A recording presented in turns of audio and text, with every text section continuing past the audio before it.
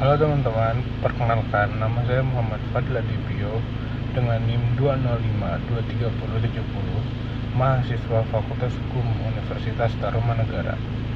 Pada video kali ini, saya akan membahas materi dari mata kuliah litigasi pidana, yaitu tentang 12 isu krusial dalam Undang-Undang KUHP. Kenapa topik ini penting?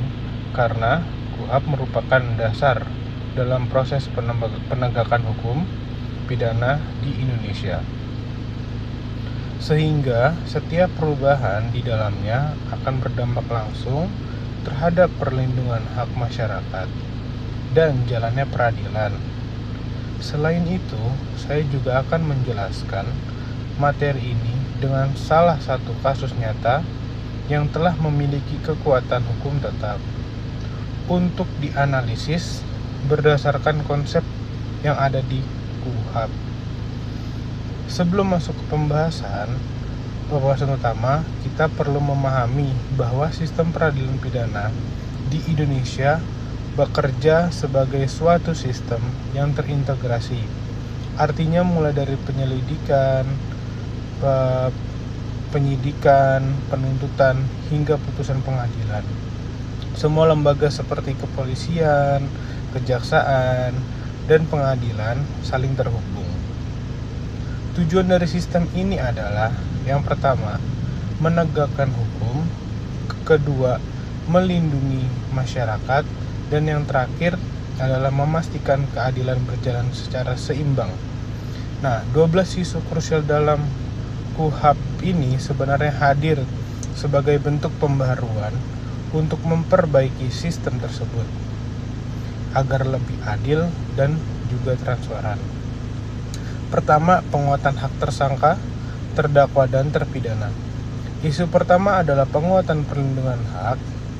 KUHP terbaru menegaskan bahwa sejak proses hukum, tersangka berhak mendapatkan bantuan hukum, tidak boleh diintimidasi, dan proses pemeriksaan harus dilakukan secara manusiawi. Lalu yang kedua, pembatasan upaya paksa. Upaya paksa dalam ini seperti penangkapan dan penahanan kini harus dilakukan dengan dasar yang jelas, yaitu minimal 2 alat bukti. Ini bertujuan untuk mencegah tindakan sewenang-wenang. Lalu isu yang ketiga ialah perluasan pra-peradilan. Pra-peradilan sekarang memiliki fungsi lebih luas, termasuk menguji sah atau tidaknya penetapan tersangka. Jadi ada kontrol terhadap aparat penegak hukum. Lalu yang keempat, keadilan restoratif. KUHP juga memperkenalkan pendekatan keadilan restoratif, yaitu penyelesaian perkara dengan fokus pada pemulihan, bukan hanya hukuman. Lalu yang kelima ada penguatan peran advokat. Wajib hadir sejak awal pemeriksaan untuk melindungi hak-hak tersangka. Lalu yang keenam ada saksi mahkota. Penggunaan saksi mahkota diatur lebih ketat agar tidak disalahgunakan dalam proses pembuktian.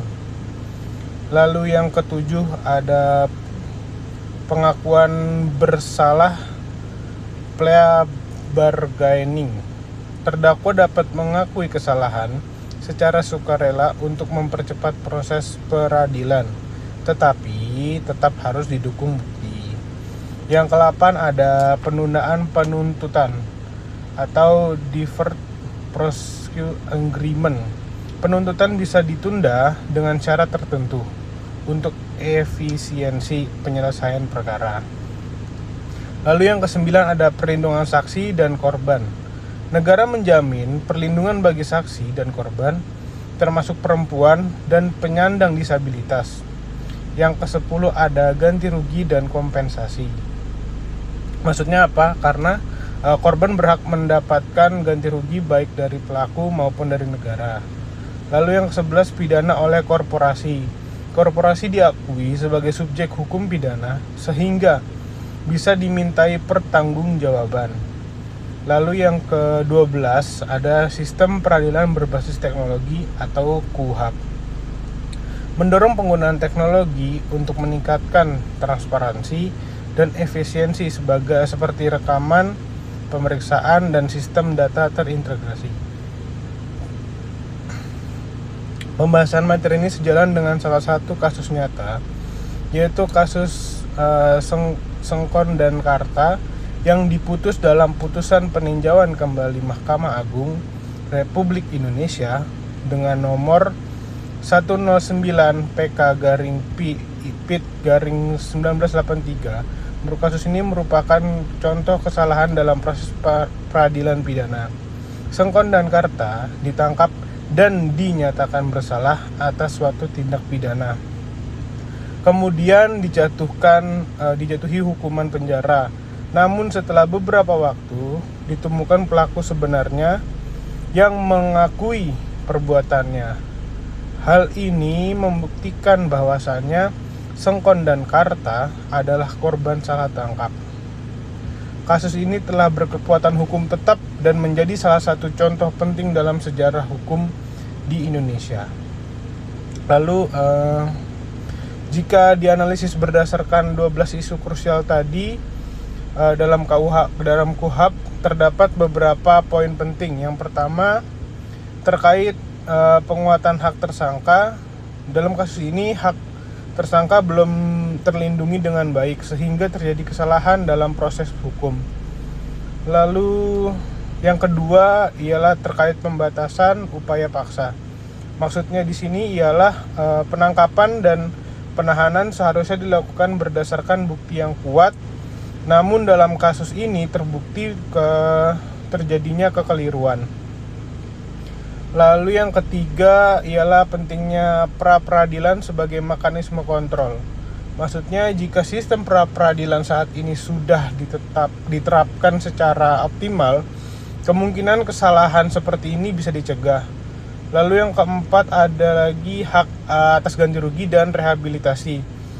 Dalam KUHP, korban salah tangkap berhak mendapatkan pemulihan nama baik serta kompensasi kompensasi.